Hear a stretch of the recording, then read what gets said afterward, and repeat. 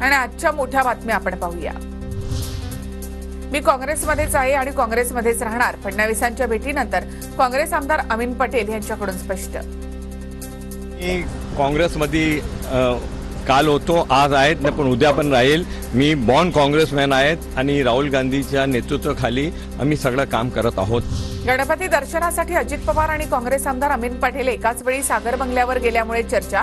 लोकसभेवेळी पटेल राष्ट्रवादीमध्ये जाणार अशी चर्चा रंगली होती। अजित पवार गटाचे अर्ध्यापेक्षा जास्त आमदार पवारांसोबत जातील। आमदार बच्चू कडूंचा मोठा दावा।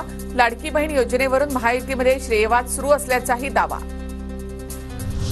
आरक्षणाचा खरा मारेकरी काँग्रेस। मनोज जरांगेंनी राहुल गांधी यांच्या वक्तव्यावर देखील चर्चा करावी। राहुल गांधी आरक्षण संपवू म्हणतात, मग मराठा आरक्षणाचं काय होणार? चंद्रशेखर बावनकुळे यांचं जरांगेंना आव्हान। आदिवासी आरक्षण हवे हा हट्ट का? आमच्यामधलं आरक्षण हवं हा हट्ट योग्य नाही। धनगर समाजाला दुसरं कोणतं आरक्षण द्या, आमची हरकत नाही। नरहरी झिरवाळ यांची धनगर आरक्षणावर प्रतिक्रिया।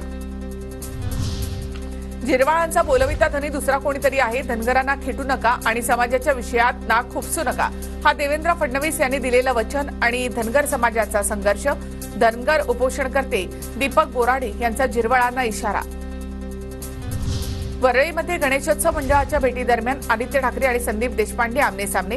दोघांकडून एकमेकांची विचारपूस। कर्मचाऱ्यांच्या पेन्शनला विलंब नको, पेन्शनबाबतच्या तक्रारीनंतर वित्त मंत्रालयाचे निर्देश। कर्मचाऱ्यांना निवृत्तीच्या 1 वर्ष आधीच सर्व्हिस रेकॉर्डची तपासणी करावी लागणार। पंतप्रधान मोदींकडून महाराष्ट्रातील 3 नवीन वंदे भारत एक्सप्रेसला हिरवा झेंडा। कोल्हापूर पुणे, पुणे हुबळी आणि नागपूर सिकंदराबाद मार्गावर वंदे भारत एक्सप्रेस धावली। मोदींची VC द्वारे उपस्थिती।